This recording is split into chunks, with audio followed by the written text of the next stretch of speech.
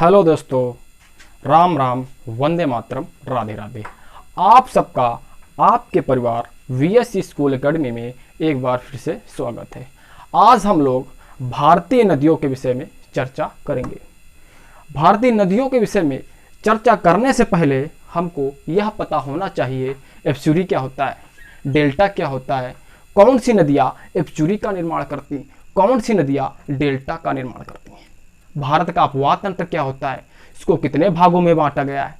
आज हम इस सारे लेक्चर को इस वीडियो में सॉल्व करने वाले हैं। चलिए स्टार्ट करते हैं आज के धमाकेदार सेशन को। देखिएगा, आप सबसे पहले पढ़ेंगे एस्चुरी क्या होता है। क्या पढ़ेंगे मेरे दोस्तों? एस्चुरी क्या होता है। क्या मेरे दोस्तों? एस्चुरी क्या होता है।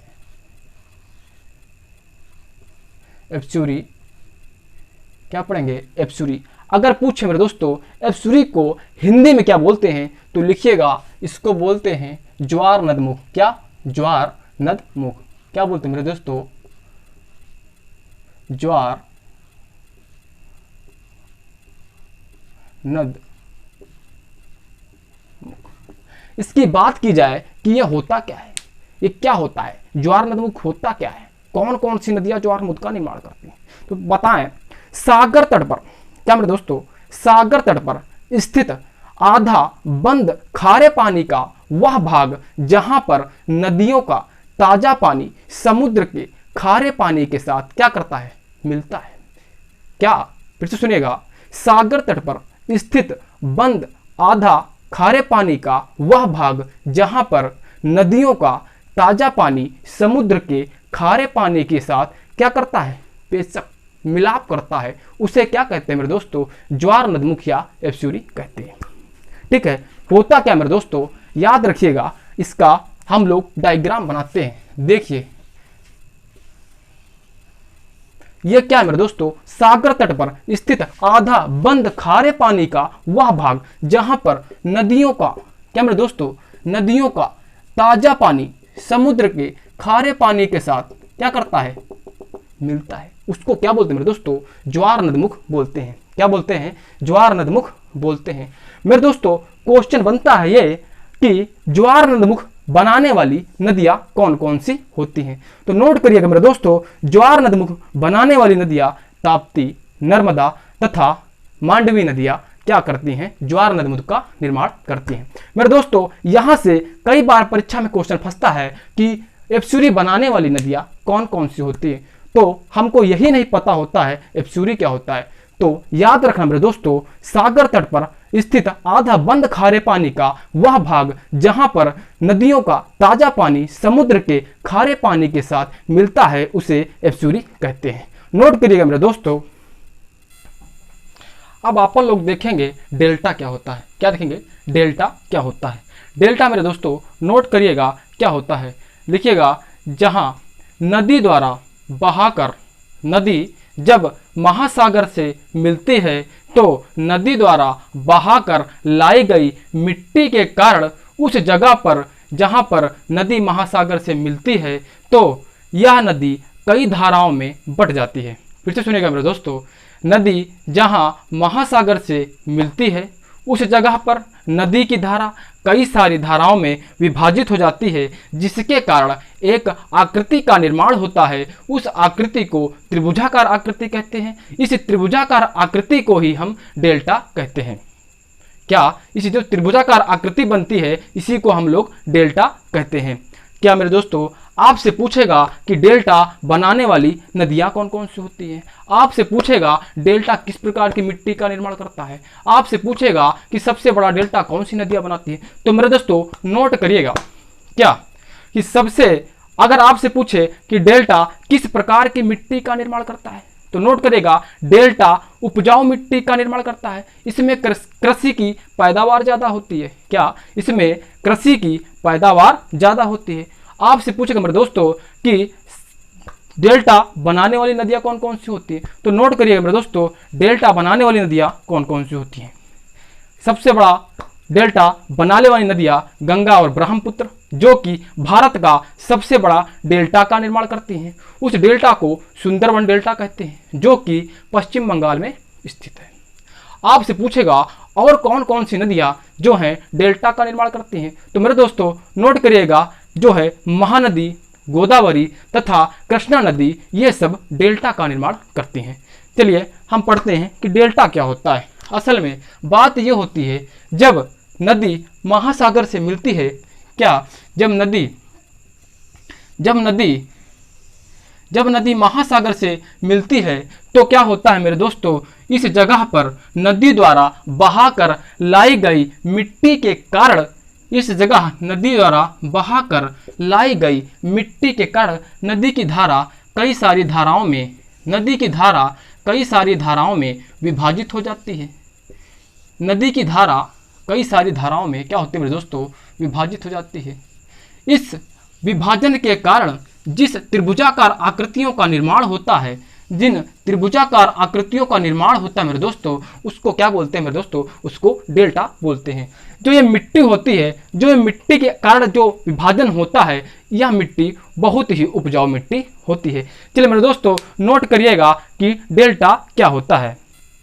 चलिए मेरे दोस्तों एक बार फटाफट रिवीजन मारते हैं। सबसे पहले बात की जाए एपचुरी क्या होता है, तो एपचुरी को हम लोग ज्वार नदमुख बोलते हैं। क्या बोलते हैं मेरे दोस्तों, ज्वार नदमुख बोलते हैं। इसमें क्या होता है, सागर तट पर स्थित आधा बंद खारे पानी का वह भाग जहां पर जो है नदियों का ताजा पानी समुद्र के खारे पानी के साथ मिलता है, उसे ज्वार नदमुख या एपचुरी कहते हैं। आपसे पूछे मेरे दोस्तों, एपचुरी बनाने वाली नदियां कौन सी होती हैं?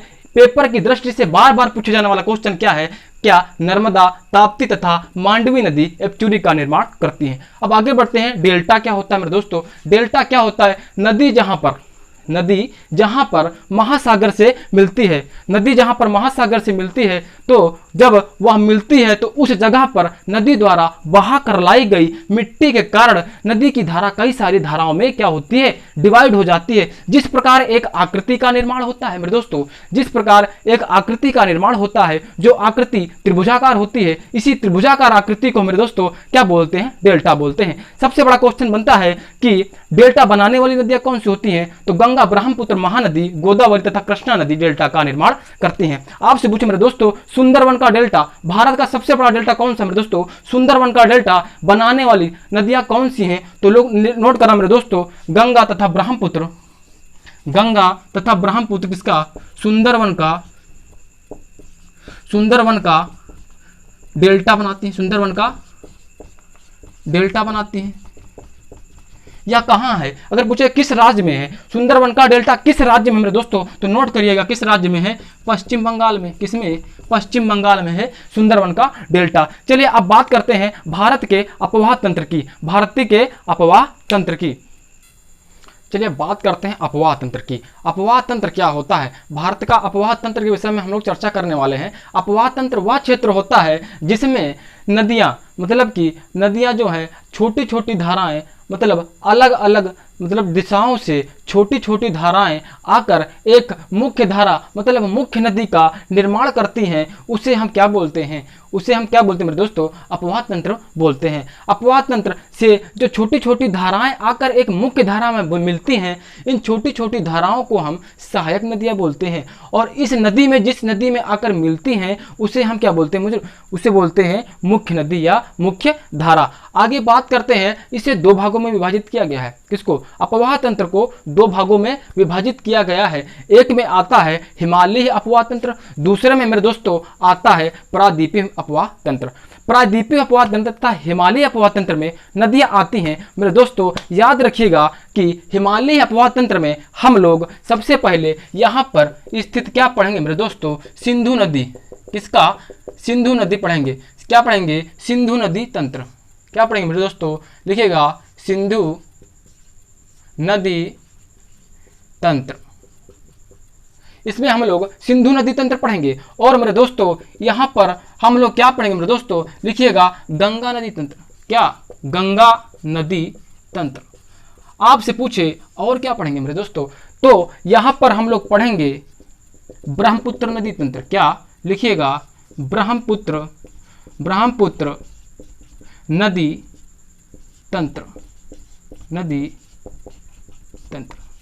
मतलब कहने का यह है, अपवाह तंत्र वह तंत्र होता है जिसमें एक धारा में अलग अलग दिशाओं से छोटी छोटी धारा एक मुख्य धारा का निर्माण करती हैं, उसे अपवाह तंत्र कहते हैं। इसे दो भागों में विभाजित किया गया है, हिमालयी अपवाह तंत्र तथा प्रायद्वीपीय अपवाह तंत्र। अब बात करते हैं हिमालयी अपवाह तंत्र में हम लोग कौन कौन सी नदियां पढ़ेंगे। तो याद रखना, सबसे पहले हम लोग सिंधु नदी पढ़ेंगे, जो कि हमारी चीन, भारत और पाकिस्तान होकर जाती है। आगे बात करते हैं हम लोग प्रायद्वीपीय अपवाह तंत्र की। तो प्रायद्वीपीय अपवाह तंत्र में हम लोग कौन कौन सी नदियां पढ़ेंगे, देखिएगा मेरे दोस्तों। प्रायद्वीपीय अपवाह तंत्र में हम लोग नर्मदा, ताप्ती, महानदी, गोदावरी, कृष्णा, कावेरी। क्या मेरे दोस्तों, कृष्णा, कावेरी, महानदी, गोदावरी और नर्मदा, ताप्ती नदियां हम लोग किसमें पढ़ेंगे, प्रायद्वीपीय तंत्र में पढ़ेंगे। ये नदियां जो हैं क्या हैं, दक्षिण भारत की नदियां हैं और मध्य भारत की नदियां, इनको हम लोग पढ़ेंगे। कुछ नदियां हमारी और बचती हैं, उनको हम लास्ट में डिस्कस करते हैं। समझ में आया मेरे दोस्तों। सिंधु नदी को 3 भागों में पढ़ेंगे, उसको हिमालय प्रवाह अपवाह तंत्र को 3 भागों में पढ़ेंगे। सबसे पहले पढ़ेंगे सिंधु नदी तंत्र, उसके बाद गंगा नदी तंत्र, उसके बाद ब्रह्मपुत्र नदी तंत्र। सब समझ में आया मेरे दोस्तों। अब हम लोग आगे नेक्स्ट वीडियो में सिंधु नदी तंत्र के विषय में और गंगा ब्रह्मपुत्र नदी तंत्र के विषय में पढ़ेंगे। तब तक के लिए जय हिंद, जय भारत, वंदे मातरम।